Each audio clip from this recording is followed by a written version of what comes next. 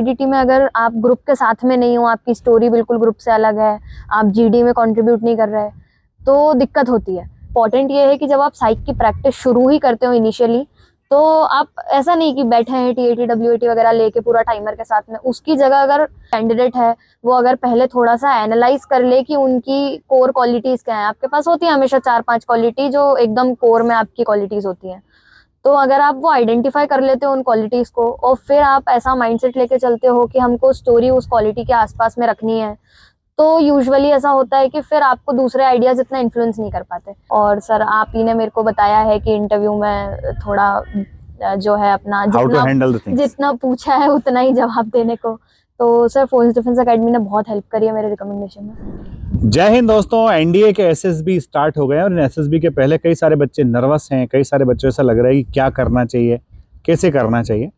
तो मेरे साथ में है कनिष्का चौधरी, जिन्होंने ऑल इंडिया रैंक 8 हासिल की थी अपने एनडीए के अटेम्प्ट में।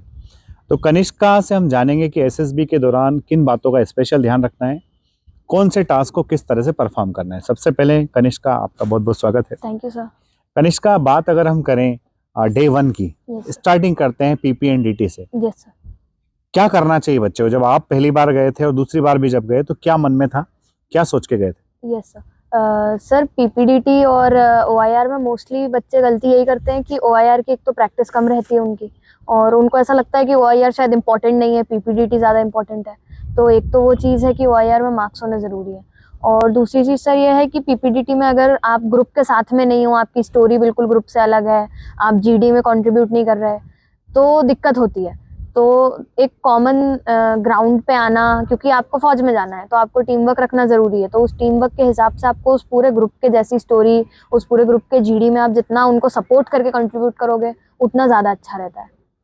तो कनिष्का ने सिंपल सी बात बताई है कि एक तो पहले ओआईआर की प्रैक्टिस सबसे इम्पोर्टेंट, और ओआईआर के साथ साथ फिर आपका जो वहां पर नरेशन एंड उसके साथ साथ ग्रुप डिस्कशन, एक कॉमन ग्राउंड पर आना बहुत ज्यादा जरूरी है। हाँ, तो कनिष्का, एसएसबी जाने के पहले पीपीडीटी के लिए क्या किया था? सर प्रैक्टिस ही एक तो, और दूसरा क्या है, अपन जिस ग्रुप के साथ में प्रैक्टिस करते हैं तो कई बार पता चल जाता है कि आपका जो ग्रुप है वो बहुत अलग आइडिया बना रहा है और आप बिल्कुल ही अलग जाते हो, तो थोड़ा सा अपना जो मेंटल है वो एटीट्यूड वैसा सेट करना कि आप एक ऐसी स्टोरी बना पाओ जो एक कॉमनली एक्सेप्टेबल हो सब में। मतलब टीएटी में जो स्टोरी होती है उसमें आपके पास ऑप्शन होता है, आप लेवल भी डाल सकते हो, आप उसका आइडिया भी अच्छा रख सकते हो, पर पीपीडीटी में कई बार होता है बाकी बच्चे इतनी अच्छी स्टोरी नहीं बना पाते, तो आपकी अलग हो जाती है बहुत।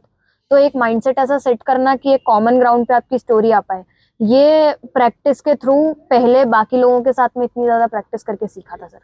तो कनिष्का, वीकेंड से कि पीपीडीटी में पिक्चर में ही घुसे रहो, पिक्चर के बाहर मत जाओ। अगर आप पिक्चर में ही रहोगे तो आप वो स्टोरी लिख पाओगे जो दूसरे लोग लिख रहे हैं। Yes sir.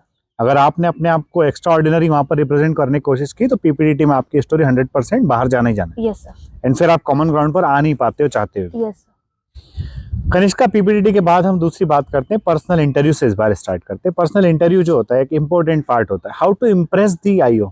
सर आईओ को इम्प्रेस तो बाद में, पहले अनइम्प्रेस करने से बचना है। तो वो जितना पूछ रहे हैं बस उतना आंसर करना है, एक्स्ट्रा आंसर नहीं करना है। ये सर मैंने आप ही से सीखा है एक्चुअली कि एक्स्ट्रा आंसर नहीं करना होता है। वो फिर क्या है, अपन जो बोलते हैं उसी में वो अपने को ही घुमा के प्रॉब्लम क्रिएट हो जाती है वो।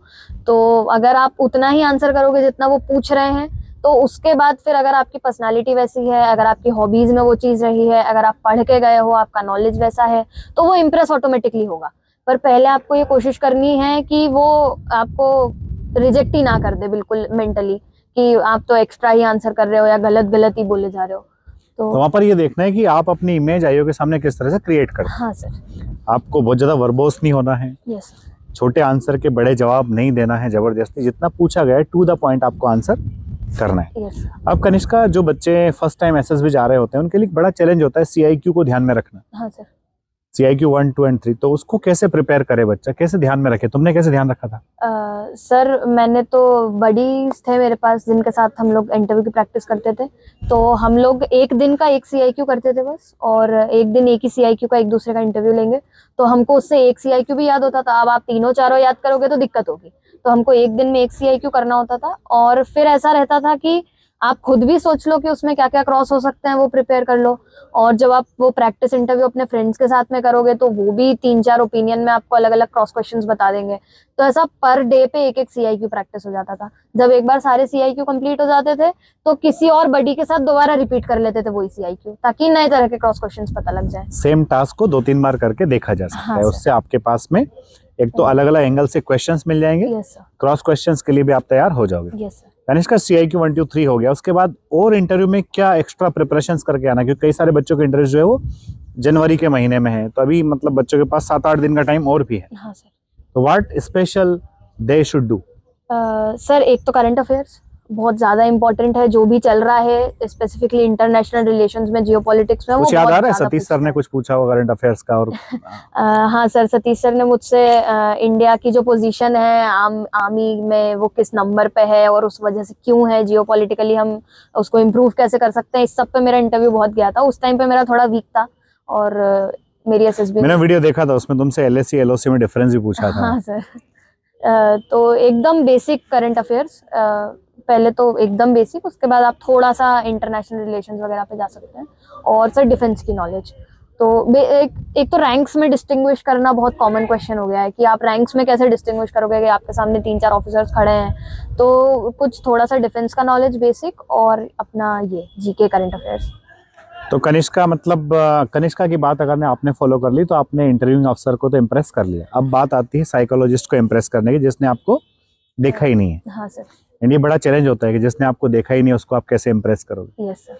तो how to write that stories, वो क्या उन स्टोरीज के अंदर डालें, वो किस सारे टाइप के वर्ड्स डालें, यस सर। कौन सा माइंडसेट उन स्टोरीज में डाल दें यस सर। जिससे साइक आपको पहली बार में पास कर दे कि नहीं, ये बंदा तो मुझे पास करना है, इसको तो लेके जाना ही है। Yes sir. सर एक्चुअली होता क्या है ना, जब आप प्रैक्टिस करते हो किसी ग्रुप के साथ तो कई बार होता है आप किसी का आइडिया सबकॉन्शियसली सुन के ऐसा सोच लेते हो यार बहुत अच्छा है, और कभी कभी वो याद आ जाता है। तो इन चीजों की वजह से आप चाहते नहीं हो कि आप खुद को किसी नेगेटिव लाइट में प्रेजेंट करो, बट कभी कभी वो जो बी योरसेल्फ वाला पार्ट है वो छूट जाता है। तो उसमें इंपॉर्टेंट ये है कि जब आप साइक की प्रैक्टिस शुरू ही करते हो इनिशियली, तो आप ऐसा नहीं कि बैठे हैं TAT WAT वगैरह लेके पूरा टाइमर के साथ में, उसकी जगह अगर जो बी कैंडिडेट है वो अगर पहले थोड़ा सा एनालाइज कर ले कि उनकी कोर क्वालिटीज क्या है। आपके पास होती है हमेशा 4-5 क्वालिटी जो एकदम कोर में आपकी क्वालिटीज होती हैं। तो अगर आप वो आइडेंटिफाई कर लेते हो उन क्वालिटीज को और फिर आप ऐसा माइंडसेट लेके चलते हो कि हमको स्टोरी उस क्वालिटी के आसपास में रखनी है, तो यूजुअली ऐसा होता है कि फिर आपको दूसरे आइडियाज इतना इन्फ्लुएंस नहीं कर पाते, क्योंकि आपने डिसाइड कर लिया है कि आप किस माइंडसेट में स्टोरी को लिखोगे। शुरू में इसमें टाइम लग सकता है, हो सकता है 4 मिनट से ज्यादा लग जाए, तो वो चलता है। आप शुरू में थोड़ा सा अगर टाइम लेके स्टोरी अच्छे से सोच लेते हो, एक बार अपना माइंडसेट पूरा उस TAT और WAT वाले उसमें डाल लेते हो, तब फिर धीरे धीरे वो टाइमर के साथ तुम्हें याद हो जाता है कि तुम्हें करना क्या है। तो वो एक बहुत इंपॉर्टेंट चीज है सर। तो खुद की क्वालिटीज डाल के आप साइकोलॉजिस्ट को इम्प्रेस हाँ सर। कर सकते हो। Yes sir. अब कनिष्का, ये तो बात हो गई टेट की स्टोरीज की। बच्चे SRT में बहुत कंफ्यूज होते हैं, यस सर। क्योंकि ठीक है आपको टेट के तो सिर्फ 12 स्टोरीज ही लिखना है, पर SRT में तो आपको 60 डिफरेंट सिचुएशंस को रिस्पॉन्स करना है। हाँ सर। वहाँ कैसे मैनेज करें, हाउ? सर SRT में मोस्टली कैंडिडेट्स के साथ में यह है कि एक बहुत कॉमन एवरेज सॉल्यूशन होता है कि अगर एम्बुलेंस है तो I will call the ambulance and I will give the first aid. और तो उसमें डिटेल्स की बहुत कमी होती है। ये प्रॉब्लम TAT में भी होता है कि डिटेलिंग नहीं होती। तो ये डिटेलिंग इंक्रीज होता है नॉलेज से सर। अब अगर आप न्यूज़पेपर पढ़ रहे हो तो न्यूज़पेपर में आपको रेगुलरली ऐसी सिचुएशंस दिखेंगी जो हो रही हैं। तो अगर आप आर्टिकल्स के अलावा भी नॉर्मली हेडलाइंस भी पढ़ोगे तो आपको पता चलेगा कि ये SRT वाले सिचुएशंस होते हैं। आप थोड़ा सा पढ़ोगे तो आपको पता चलेगा एक्चुअल में एक्शन क्या होता है। और सर वेबसाइट्स हैं बहुत सारी, और ये आजकल तो इंस्टाग्राम पे भी इतने रियल लाइफ के स्टोरीज आते हैं, तो वो लोग भी वही सिचुएशंस टैकल कर रहे होते हैं। तो अगर आप उस डिटेलिंग के साथ में उस SRT को राइट करते हो, अगेन पहले इनिशियली हो सकता है टाइम लगे, आप 30 सेकेंड्स में नहीं कर पाओ, 60 मिनट्स में नहीं कर पाओ, बट आप जैसे जैसे वो क्वालिटी इंप्रूव करना सीख जाओगे तो आपको पता चल जाएगा कि एक स्पेसिफिक टाइप ऑफ सिचुएशन, जैसे कि कोई भी सिचुएशन है जिसमें हॉस्पिटल ही ले जाना है मान लो, वैसे 4-6 टाइप के सिचुएशन हो सकते हैं जिनमें हॉस्पिटल ले जाना सोल्यूशन होता है। तो आपको उसकी डिटेलिंग पता चल जाएगी, तो आप वो SRTs उस एक डिटेल के साथ में डाल पाओगे। जैसे अब लिफ्ट फंसती है तो वो ठीक है कि आप लिफ्ट में कॉल कर लोगे किसी को, वहां पे हेल्पलाइन नंबर दिया होता है, बट एक चीज होती है आपको फोन वगैरह भी स्विच ऑफ करना होता है। और एक मतलब जो डिटेल होता है उस पार्ट का वो इम्पोर्टेंट है। अब जो 10 ये अपना पुलिस का जी जो नंबर है, पुलिस को कॉल डायल करते हैं। 100 है। हाँ सर, डायल 100। तो डायरेक्टली नहीं ऐसा होता कि आपने कॉल कर दिया तो वो आ जाएगा, तो वो दूसरा आके पहले। कर देगा तो आपने क्या किया? हाँ सर, वो पहले हेडक्वार्टर में जाता है, फिर जोनल में जाता है, फिर वो पूछते हैं आपका थाना कौन सा है आसपास। तो आपको ये भी पता होना चाहिए कि आप जहाँ पे हो वहाँ पास में थाना कौन सा है, तो किस थाने से वो आएंगे, या आपको खुद ही उनको इन्फॉर्मेशन देनी पड़ती है खुद ही डायल 100 आपको में। इन्फॉर्म करना पड़ता तो ये इतनी सारी डिटेल्स का इन्फॉर्मेशन जरूरी है सर एसआरटी के लिए। है। तो देखो भाई, जब आप टेट की स्टोरी लिख रहे हो तो भी आपको डिटेल में इन्फॉर्मेशन देना जरूरी है, साथ में एसआरटी को भी सॉल्व कर रहे हो तो एटलीस्ट हर एक एसआरटी को कम से कम 3 स्टेप में सॉल्व करो तो हाँ सर। आपका काम आसानी से बन जाएगा। लास्ट पे चलते चलते हम बात करते हैं कनिष्का से कि कनिष्का जीटीओ वाला जो पार्ट है यस सर। उसमें क्या है, वो उसका रामबाण क्या है? सर जीटीओ में तो कोऑर्डिनेशन ही सबसे इम्पोर्टेंट है। अगर आप तो कोऑर्डिनेशन ही तो नहीं बनता है वहां, आदमी ऐसा लग रहा होता है कि ये मेरे से झगड़ने आया है, मेरे से कॉम्पीट करने आया है। वो कोऑर्डिनेशन कैसे बनाए? सर जो ग्रुप होता है उसमें होते हैं कुछ लोग जो ज्यादा केओस क्रिएट करते हैं, बट हमेशा होगा जब आप शुरू में जाते हो तो वहाँ पे 2-3 लोग ऐसे होते हैं जिनके साथ या तो माइंडसेट बैठता है या नहीं भी बैठता है, तो भी ऐसा रहता है कि अब परफॉर्म करना है तो फ्रेंडशिप होनी जरूरी है। तो अगर आपको 1-2 लोग ऐसे मिल गए हैं जिनसे आपकी फ्रेंडशिप अच्छी है, आप उस ग्रुप के साथ में हैंग आउट कर रहे हो, अब आप एसएसबी में भी जाके अगर अपना पढ़ाई में लगे रहोगे, फिर उस ग्रुप के साथ में हैंग आउट नहीं करोगे, तो वो ग्रुप आपके साथ अगले दिन जीटीओ टास्क में कोऑर्डिनेट नहीं कर पाएगा, क्योंकि आप उनके फ्रेंड ही नहीं बन पाए अभी तक। तो अगर आप कुल उसकी मिला के जगह, वो 10 लोग हैं, उनमें से 2-3 जिनसे आपकी फ्रीक्वेंसी हाँ अच्छी सर, मिलती है तो थोड़ा हल्की हल्की दोस्ती अगर हो जाती है तो जीटीओ में आराम से कोऑर्डिनेट हो जाता है सर उन लोगों के साथ। वीडियो देखने वाले सब लोग जानते हैं कनिष्का इंदौर से है, तो कनिष्का ने एनडीए और एसएसबी की तैयारी किस एकेडमी से की? सर फोर्स डिफेंस एकेडमी से ही की थी, और यहाँ पे असेसर्स वगैरह सारी काफ़ी अच्छे, मेरी रिटर्न भी यहीं की थी।